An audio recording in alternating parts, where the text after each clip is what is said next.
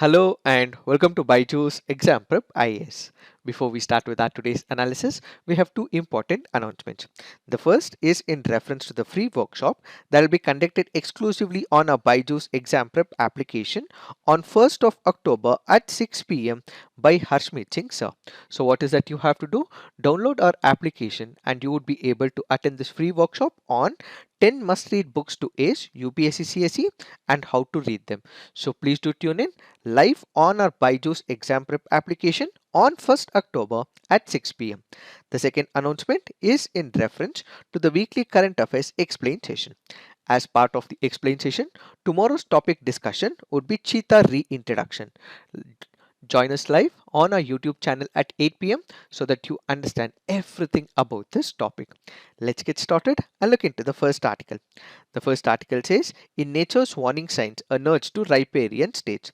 Let us try and understand what is this article all about. This article goes on to say that when we speak about rivers, rivers does not know the political boundaries. When we speak about floods and droughts, they do not know about the political boundaries. So what exactly happens? A river in one country may flow into another country. A river in one riparian country will also flow into another riparian country. So a river which is controlled in one country, its data should also be given to another country so that to a minimal extent we are able to control floods and other devastations. So this article currently goes on to say that we have rivers. These rivers flow from one country to another. So wherever the source of the river is, that country will have to coordinate with another country, give all the relevant data so that the impact of floods can be considerably reduced. Let us try and understand what is the author trying to convey. When we look into multiple examples in the recent past, the most devastating one that we have recently had is with respect to Pakistan. Nearly a third of Pakistan is experiencing devastation with the spread of diseases and severe shortage of potable water after intense flooding. This is what happened in Pakistan recently. Let's take the example of what happened in India. In June, Assam experienced one of its worst floods in living memory, which affected over 30 districts. In some districts in Assam and Bihar, flooding is a recurrent feature and thus a major impediment in ensuring poverty alleviation and meeting Millennium Developmental Goals. So this article clearly goes on to say that since river flow from one country to another, what we require is the hydrological data. As of now, there is lack of transparency. Countries are not sharing the data. As a result, we are not able to control the floods. So controlling the floods will require coordination between one country and another. Let us try and understand the broader picture. We have something called as the customary international law. What is this customary international law? This is similar to the conventions. What exactly happens? We have something called as the legal mandate. We also have something called as the treaties. We also have something called as the laws which one country has entered with another country, or it can be a multilateral forum. It can be a UN charter as well. In all these cases, what we have is a written agreement. Since there is a written agreement, it will have a binding effect. But when it comes to customary international law, there is an international obligation arising because of some established international principles. So on one side, what we have is a legal agreement. On the other side, what we have is a customary international law which is of the conventions. So because there has been some international practice that has been followed from a very long period of time, because this is a convention, because this is a practice that has been followed from a very long period of time, this particular issue of sharing a data, the author says, is a customary international practice. So customary international practice need not have to have a law, need not have to have a treaty or a bilateral or a multilateral agreement, but because it is a convention, because it has been being followed for a long period of time, please share the data amongst the countries is the customary international law. In accordance with this customary international law, as of now, many states should have ideally given information or hydrological data from one country to another. Let's say, for example, there is one of the rivers which has its origin in China. Let's take the example of Brahmaputra. It has its origin in China, and it flows all the way to India as well as Bangladesh. So if China does not give some of the hydrological data, it is India and Bangladesh which will suffer. So because there is a customary international practice, and this practice need not necessarily be written, but please ensure that you provide this hydrological data so that the devastation that is caused by the floods is comparatively reduced, says this article. If you look into the International Court of Justice in the pulp mills on the river Uruguay, Argentina versus Uruguay case in 2010, the International Court of Justice upheld that conducting a transboundary environmental impact assessment of a plant measure or projects on the shared water course is a part of the customary international law. Let me explain this with the help of what the International Court of Justice says. The International Court of Justice noted that acting state must notify the affected party of the results of TEIA to enable the notified party to participate in the process of ensuring that the assessment is complete, so that it can then consider the plan and its effects with a full knowledge of facts. What do we mean by it? Let's say, for example, there is one of the projects. The project is being handled in one of the other countries. Let's say, for example, we have China, which happens to be one of the country, India and Bangladesh to be another lower riparian countries. If China is constructing a dam or China is constructing one of the projects, this project might have been in China, but its repercussions can be felt by India as well as Bangladesh. So if you are coming up with a project which will have economic as well as environmental devastation to another country, where other countries' properties will be disturbed, in that case, even if you are constructing a dam project or any other project, this will have an environmental impact. So at that particular moment, please share the data is one such example. So in River Uruguay, Argentina versus Uruguay case, the ICJ clearly went on to say that if a project is being constructed in one country, if it is going to have repercussions in another country, please ensure that you are providing this data to another country so that they are ready to take upon them. So the facts that you give is the facts that they'll be able to understand, and on the basis of the facts that you give, they would be able to come up with certain measures, and for this what you require is the coordination, says the International Court of Justice. Now if we speak about Brahmaputra and India's concerns, where does it start? It starts in China and it flows all the way and enters the Bay of Bengal.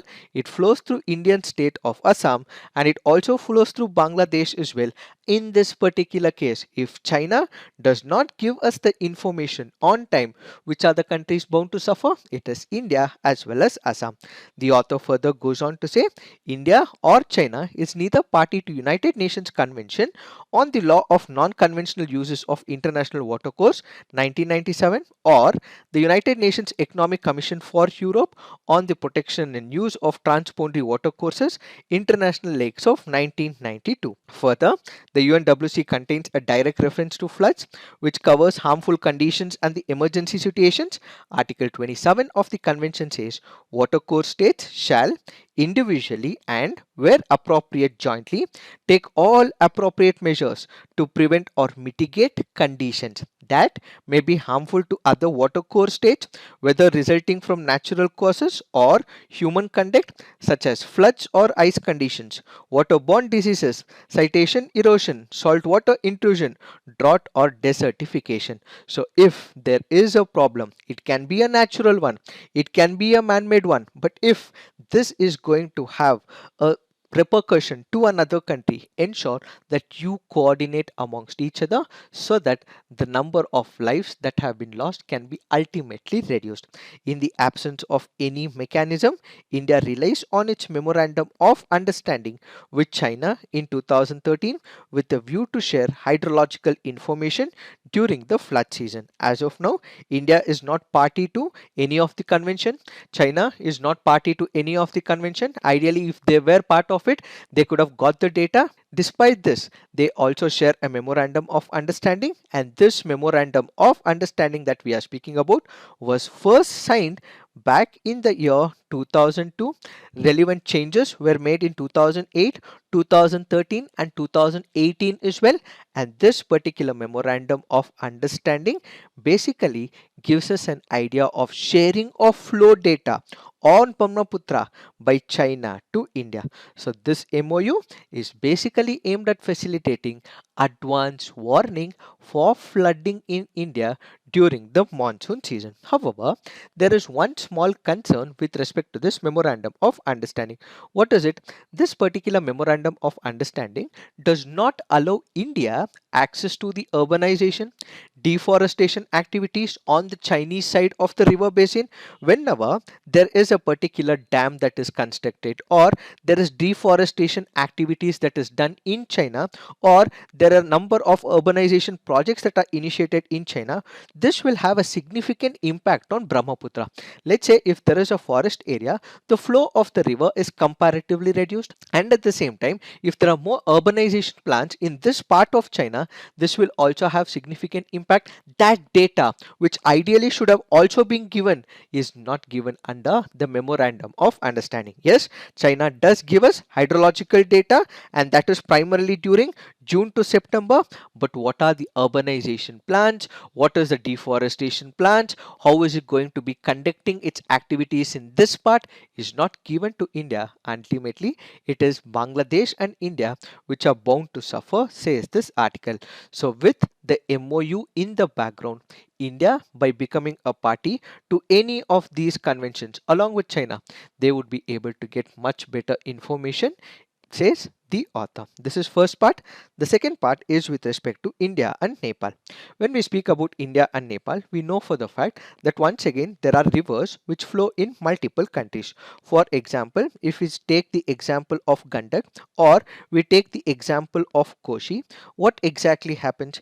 These are the rivers which flow from Nepal to India, so on and so forth. As part of the assignment, you have to put on the comment section which was considered as the sorrow of Bihar. There is a river which is considered as the sorrow of Bihar. Which is it? Please put it on the comment section. So this article currently goes on to say that whenever there is heavy rainfall and whenever there is excessive precipitation that happens in this part of the region, what would happen? These rivers are flowing from one country to another. This will cause significant flood and damage to another country. Added to it, what we are also witnessing is retreating of the glaciers, which means that glaciers which are once present in the Himalayan region are now retreating. They are melting at a faster pace. So because the water is now more, this might also lead to significant damage both to Nepal as well as to India. So the author goes on to say and requesting that what we require is an integrated approach for improved basin and flood risk management. So we have issues. These issues can ultimately sorted when both these countries to come together and they are able to fix the issues that is happening in this part of the country. The India-Nepal Agreement 1954 revised in 1966 is one of the agreements is aimed at reducing devastating flood in the river basin. The treaty-based joint bodies have also tried to refine the early warning system for the flood forecasting. There are some measures that are already taken. Despite these measures, what we require is more understanding between the countries. So going forward, as of now, if we consider India and Pakistan, we do have number of rivers which originate in India and they flow all the way to Pakistan as well. There are number of rivers which originate in China, flow all the way between India and Bangladesh, and we have rivers which originate in Nepal, flow through India as well. So for all these things, currently we have lack of information, hydrological data. So going forward, what each country will have to do is not continue the secrecy mode of operation, but instead what we can do is give enough data so that the other country is able to plan. We cannot 100% reduce the impact of floods, but to a considerable level. If we are able to do so, then this will reduce the damages and loss of lives, is what is the author trying to convey. It is this that we have to understand with respect to this article. Now let's look into the next article. This article says automation has impacted lower level jobs in banks. Let us try and understand what is this article all about. According to the latest developments, it is said that the Union Finance Ministry has asked the heads of the public sector banks for a plan to improve the employee count. Then we also have reports that go on to say that vacancies announced for the clinical posts have significantly decreased for the year 2022. Then there are also jobs which are decreasing at the bank level. Then there are people who are already employed in the banks. They are going against the government where they're going on a strike as well because some of the basic amenities for all these people are not met as well. Recruitment is not happening on time. Recruitment over a period of time has decreased, and several other demands of these All India Bank Employees Association has not been met. So what we are witnessing is a drop in the number of recruitment when it comes to the banking sector. So this article currently goes on to say that when you consider the information technology, yes, it has revolutionized multiple sectors. However, it has also revolutionized the banking sector as well. But then the lower rank jobs, those which are at the lower level, have been completely taken away by the technological revolution. As a result, what we are significantly seeing is a pronounced decline in the clerks as well as the substaffs. However, when you consider the officers class jobs are consistent, but when it comes to the lower rank, the clerks, the substaffs level, what the technology has been able to do is it has taken away these jobs because of technology and automation. Let us take some of the examples. Let's say if you have gone to the SBI, what would you have? You would have one of the machines. This particular machine that you have in the SBI is basically one of the machines which will help in passbook entry. So many people would not know about it. So there will be one of the persons who would be near this counter, and he would help in passbook entry. Now do we have it? It is reduced comparatively. Why? Because the internet revolution has been so much that people do not have to carry the passbooks. All that they have to do is log into this SBI portal, and they will get the PDF of all the proceedings that has happened in the past 6 months, 1 month, 1 year, so on and so forth.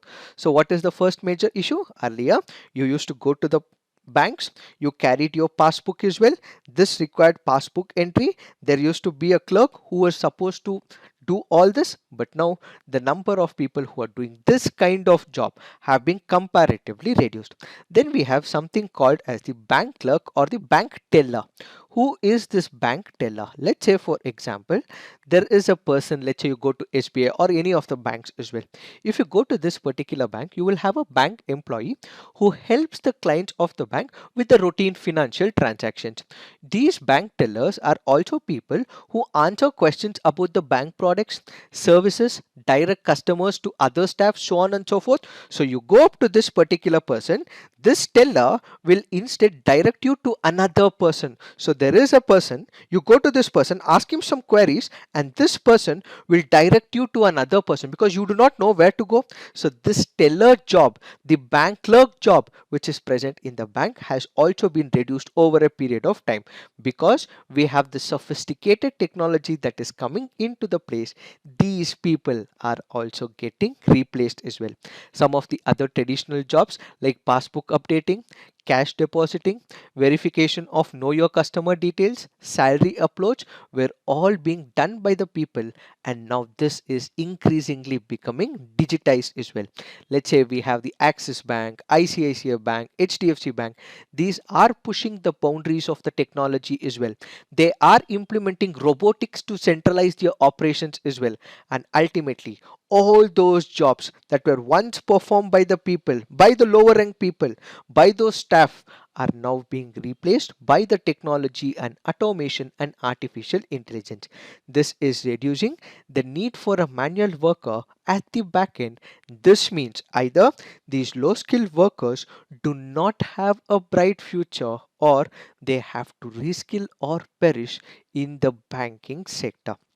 So this article currently goes on to say that banking sector, which was one among the job creators along with the information technology in the past 2 decades, has reached the inflection point where it is more about efficiency right now, and not about job opportunities. To substantiate this article goes on to give us some statistics.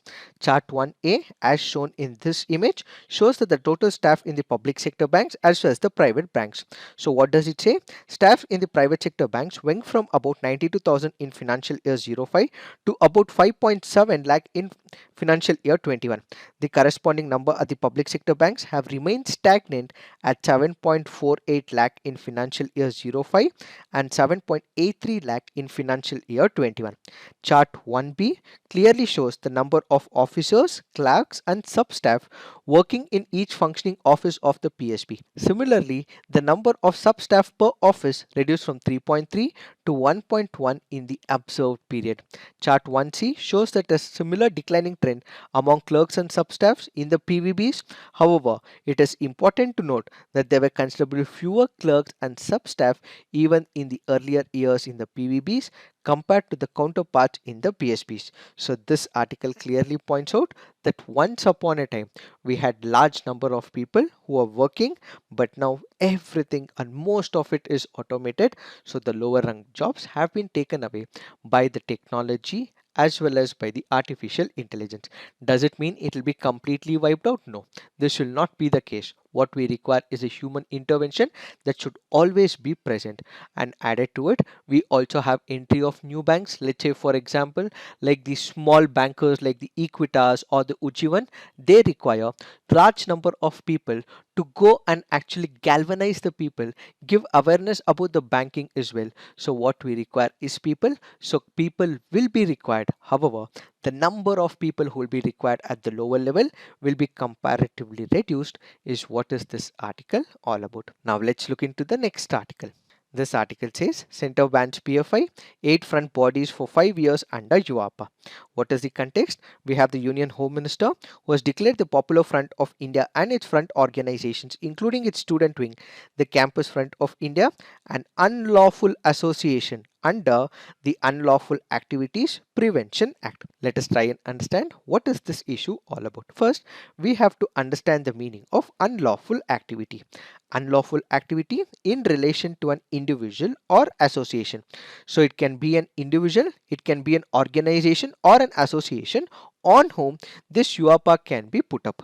It means any action taken by such individual or association, whether by committing an act or by words either spoken or written, or by signs or by visible representation or otherwise, which is intended or supports any claim to bring about any ground whatsoever the secession of a part of the territory of India, or the secession of a part of territory of India from the Union, or which incites any individual or group of individuals to bring about such secession or secession, is what is called as an act. So if there is a body which is asking a certain section of the people to go against the government of India, or inciting people to break certain part of the country, such activities that is initiated by an individual or by an organization or a group will be brought under the unlawful activity, which disclaims, questions, disrupts, or is intended to disrupt the sovereignty and territorial integrity of India. If such an individual or an organization questions the sovereignty of India and territorial integrity of India from the north to the south, east to the west, if they are questioning the integrity of India, territorial integrity, in that case such will be decided as unlawful activity which causes or is intended to cause disaffection against India. Unlawful association means any association which has for its object any unlawful activity, or which encourages or aids persons to undertake any unlawful activity, or whose members undertake such activity. So any organization which is engaging in such unlawful activity will be called as an unlawful association, which has for its object any activity which is punishable under section 153A or section 153B of the Indian Penal Code, or which encourages or aids persons to undertake any such activity, or of which members undertake any such activity. So such is what is called as unlawful activity, and a group or an organization which asks its members or trains its members to conduct such an activity will be called as as an unlawful association. Next, what we have to understand is in reference to declaration of an association as lawful. If the central government is of the opinion that any association or has become unlawful association, it may by notification in the official gazette declare such association to be unlawful. So we have an organization, we have an association, a group of people. If the government so decides that this is conducting unlawful activity, so it has to be put up as unlawful association. So release the group's notification in an official gazette and declare such an association as unlawful. Every such notification shall specify the grounds on which it is issued and such particulars as the central government may consider. So if an association is called as an unlawful association, what are the grounds? Why are you putting them under this particular unlawful association, under the unlawful activity, under this act? The government will have to specify them, provided nothing in this subsection shall require the central government to disclose any fact which it considers to be against the public interest to disclose. So if it feels that it need not have to give the grounds because it is going to impact the public at large, in such cases the central government need not have to give the grounds. No such notification shall effect until the tribunal has by any order under section 4 confirm the declaration made therein and the order is published in the official gazette. So the government of India has classified that one of the associations as unlawful association, but after such a notification is issued under the official gazette, this also has to be confirmed by the tribunal. If the tribunal does not confirm so, it will not be categorized as the unlawful association. So what is that we have to remember? The central government will classify one of the associations as unlawful association, and if this should continue to be unlawful association, the same has to be confirmed by the tribunal. So where is this tribunal? This is mentioned under section 4 of the UAPA. So the UAPA provides for a tribunal. This is under a high court judge and this has to be constituted by the government for its banks to have a long-term legal sanctity. So according to section 4 of the UAPA, after the center declares an organization as unlawful, its notification must reach the tribunal within 30 days to adjudicate whether or not there is sufficient cause for the move. Where any association has been declared unlawful by a notification issued under subsection of section 3, the central government within 30 days from the date of publication of the notification under the subsection refer the notification to the tribunal for the purpose of adjudicating whether or not there is sufficient cause for declaring the association unlawful. So once this is received by the tribunal call upon the association affected by the notice in writing to show cause within 30 days from the date of the service of such notice why the association should not be declared unlawful. So there is a chance given to this organization. So they will question this organization, association, to prove themselves why they should not be categorized as unlawful. After considering the cause, if any shown by the association or the office bearers or members thereof, the tribunal shall hold an inquiry in the manner specified in section 9, and after calling for such information as it may consider necessary, the central government or any of the office bearer or member of association, it shall decide whether or not there is sufficient cause for declaring the association to be unlawful. So only if it is permitted by this tribunal, that is when this will continue to be called as an unlawful association. So the tribunal usually consists of only one person who has to be a high court judge.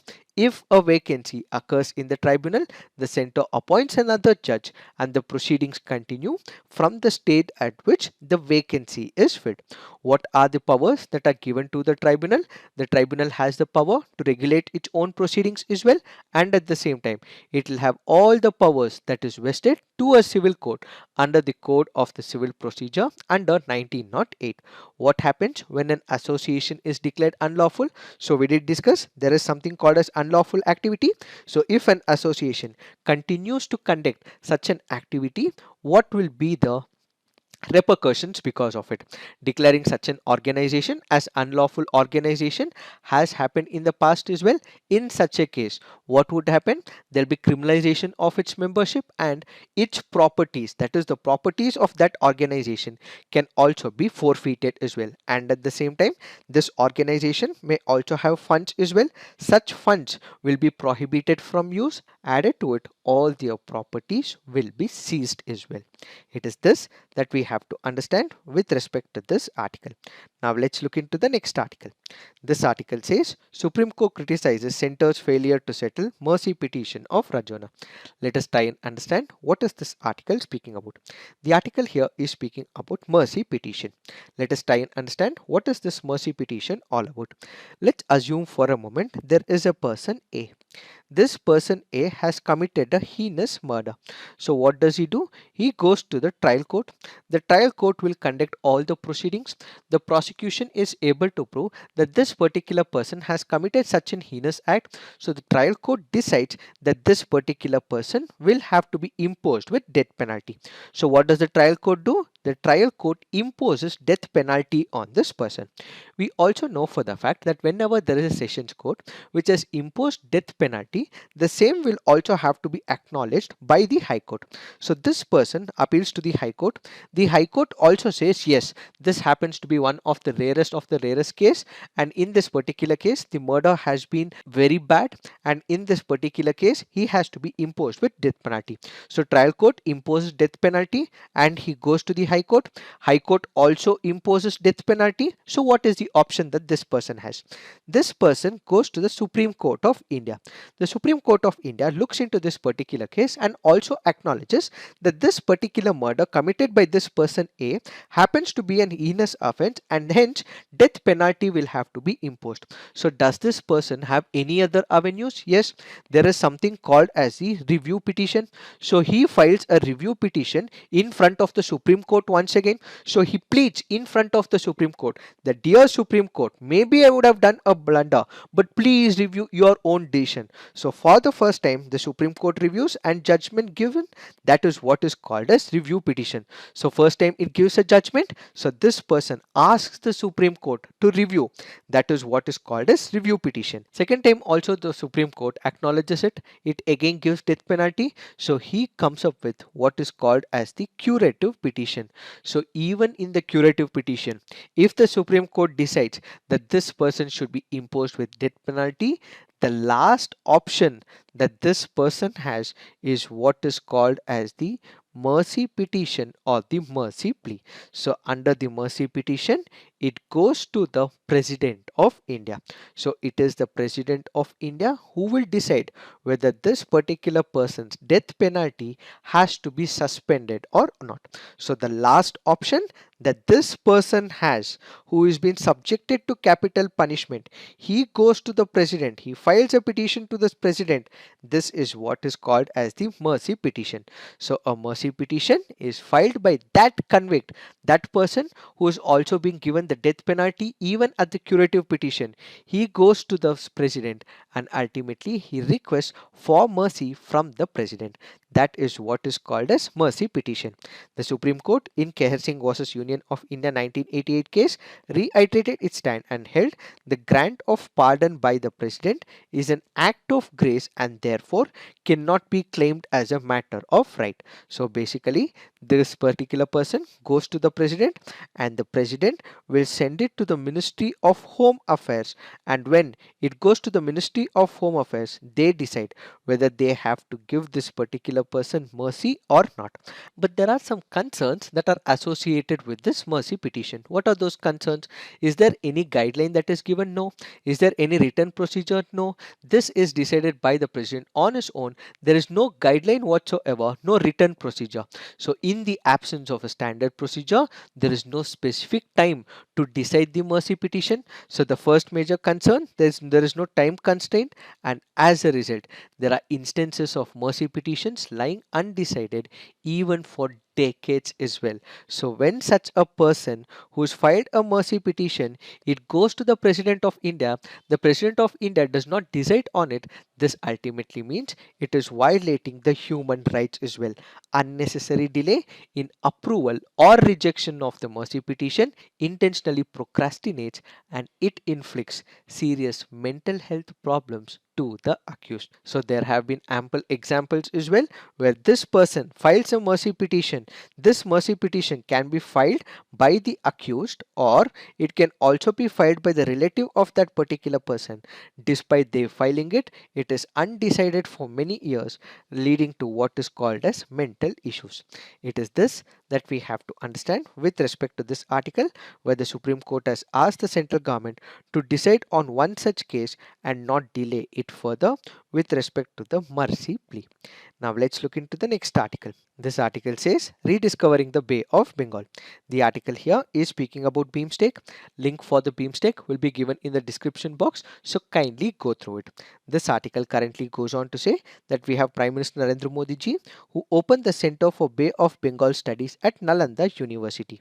So this particular university will offer collaborations in areas such as geoeconomics, geopolitics, ecology, trade and connectivity, maritime security, maritime law, cultural heritage and blue economy to generate opportunities for the Bay region. This will also strengthen India's overall framework for maritime engagement, which aims to advance sustainable economic growth for all by fostering closer nautical ties. So what are the advantages of the Bay of Bengal region? It has created a conduit between the east and the west in terms of trade and culture. The key lanes of communication in this area are lifelines for the global security. Further, non-traditional dangers including terrorism and climate change have become more prevalent. The Bay also provides an opportunity for greater regional cooperation in environmentally friendly exploration and marine energy resources. The Bay has a biodiverse marine environment.